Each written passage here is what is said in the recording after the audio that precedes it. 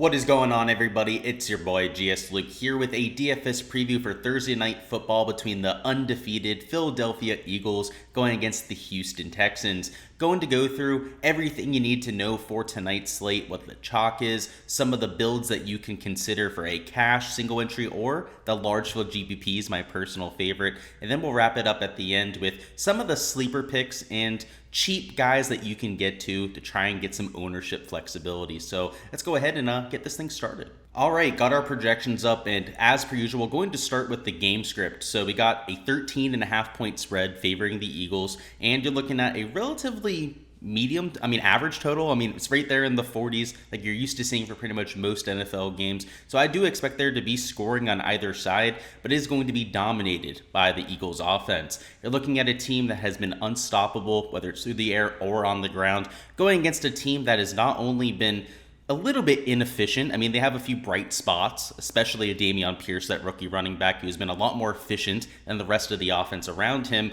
but they're dealing with a few key guys out. So Brandon Cooks, who has all the trade rumors around him, also a little bit of an injury, will not be playing. And also Nico Collins, their number 2/number 3 wide receiver over there. Of course, somebody like Chris Moore is in the mix too, but Nico Collins gets a few looks on the outside, will not be suiting it up. So you have Chris Moore, who's now the number 1 wide receiver, going to be a lot more 2 tight end sets for Houston, and probably guys like a Philip Dorsett that are mixing in there, and a few players maybe even activated before the game. So it's a little bit of an interesting situation. Like, we're expecting the Eagles to go out there and spank them, but there's still going to be a lot of pieces of value that we can take from Houston that you're going to want to jam into lineups. These tight ends, like I said, they're going to get a lot of playing time.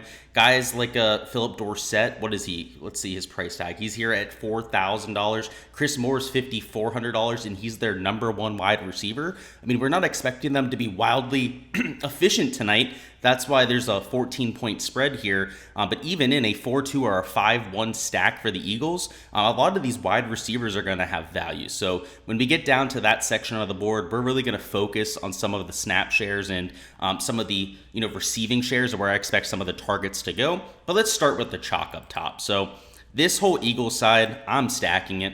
They're going to be my captains. You can see every single captain I have is for the Eagles, and I'm going to have at least 4 Eagles in every single lineup. There's going to be plenty of the Eagles defense. I'm going to have plenty of the top end options like A.J. Brown at captain. Jalen Hurts at captain. I'm going to have in probably half of my lineups Miles Sanders and even Boston Scott, right? Assuming that maybe he can steal touchdown, maybe 2 of them by the end of the night at just $1,800. Those are the sort of lineups that I'm getting to. So, that's where the chalk's going to be. Everyone's going to be on it, but just from a pure football standpoint, that's how I see this game working out. I think the Eagles are going to roll. Now, if you're feeling a little bit on the fence, you think that Houston has a higher chance of succeeding than what the public, including myself, thinks, then take a shot, right? Because it's going to be extremely low owned to go after some of those Texans players. Maybe even a 3-3 stack. It's going to be a little bit more contrarian for tonight's slate than it would otherwise, just because so many people are going to be on the Philadelphia side. But what I'm going to do is take the chalky build and try and differentiate myself within it. So this is where I'm kind of want to focus on, the sort of contest you're in. I'm playing in large field GPPs. I'm doing a 150 max sort of portfolio. If you're playing in a single entry, a cash lineup, a smaller field GPP even, where you maybe only have 200 to 1,000 other entries to compete with, then be chalky and you can stay relatively straightforward with your build, right? You can spend all your salary, you can do a 4-2 or a 5-1 stack towards the Eagles and probably get away with it in a smaller, more condensed sort of field. But in the contest that I'm entering, where there's going to be at least 20,000 other people, maybe upwards of 50 to 100 or 200,000 other entries that I'm competing against, I'm going to have to differentiate. So first and foremost, we'll go through a few of the basics. You can leave salary on the table. That's something that's always viable. Or you can try and differentiate with taking a shot on one of these cheap, low-owned flyers. Maybe it be a Jack Stoll, right? Maybe it be a tight end for Houston, right? Like a Brevin Jordan or Jordan Atkins. A Quez Watkins, right? Who's going to be single-digit owned. Doing that, leaving a little bit of salary on the table, is the key to going out there and not duplicating yourself 5 to sometimes 200 or 1,000 times in some of those large field contests. So that's going to be my mission tonight, is to take the chalky players, but perhaps differentiate just a little bit, whether it's leaving that salary on the table or taking some of the lower owned plays, or going for fringe outcomes, right? Maybe it's a Miles Sanders at captain, but also having a Boston Scott in the lineup. Those sort of pivots, those sort of contrarian plays are going to be what I'm focusing on for tonight's slate. So that's just wanted to give you, a blueprint of what I was going with. But I love Jalen Hurts, Brown, and Sanders. They're going to be usage monsters. Let's talk about the Texans. They're kind of what we got to focus on here, right? I'm not against using a Davis Mills, but if I do, I definitely want him plus a pass catcher. So if he's in a lineup, it's going to be most likely with like a Chris Moore, maybe somebody like Philip Dorsett or one of those tight ends. But I love Dameon Pierce. He's going to be my highest owned player on the Texans. I think even in a losing game script, he's going to get plenty of touches, whether it's out of the backfield as a passer or, even in losing game scripts, they've given him 15 to 20 carries. So I think he's got a relatively safe workload there, regardless of the game script. But you got to love Chris Moore with his increased usage, is projecting for nearly 2 points per dollar, which is solid for a showdown slate. Let's see. We got Philip Dorsett here. He's $4,000. I like Moore a lot more than Dorsett, but I think both are viable. Also, Moore's a lot higher owned, right? So you're kind of getting what you're paying for there, both in price and in ownership.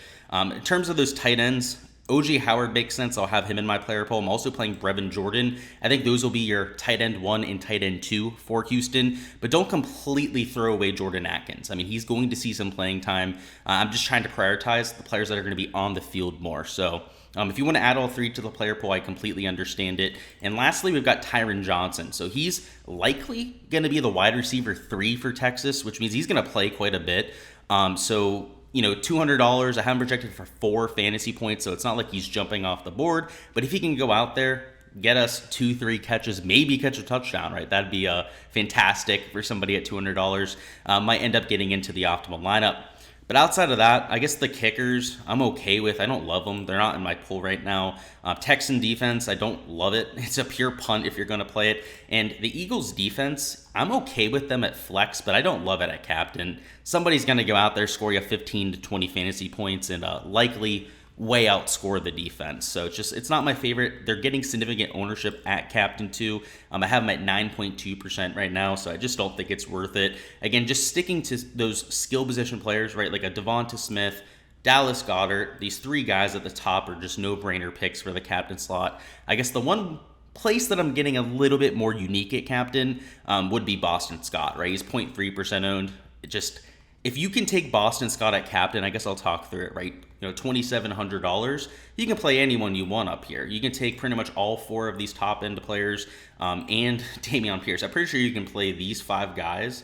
Let's see. It's like 22, 32.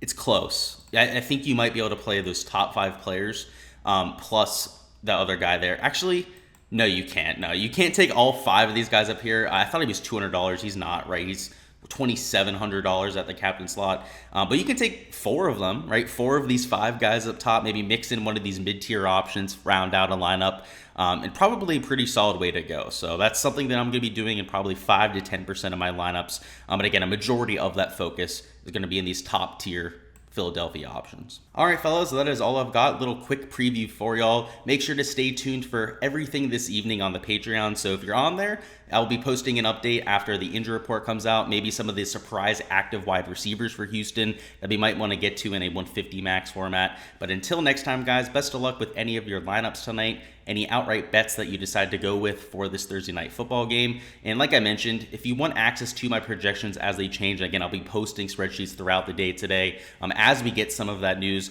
Join the Patreon. It is $10 a month for all of my NFL projections. I also do golf projections too, and there is a combo tier there where you get I believe 20% discount per month if you get them together. I highly recommend you check it out, right? We got the projections on there, everything you saw on the screen as it changes. We also have a Discord server where you can bounce questions off the other Discord users, the other Patreon members, and you get some extra news from me, particularly for golf. We talk about some of the setup, that sort of thing. And for football, you're getting all of the latest news, a lot of people dropping that in there when beat reporters are tweeting and whatnot, and talking about some of the implications, right? Before lock, a lot of times you got to react in real time. You don't have a ton of time to go out there and publish changes to projections. That's a great reason to be in there. It's a great resource to have at your disposal. But like I said, Thank you guys for stopping by. Make sure to check out the Patreon if you aren't already a part of it, and I'll catch you guys on the flip side.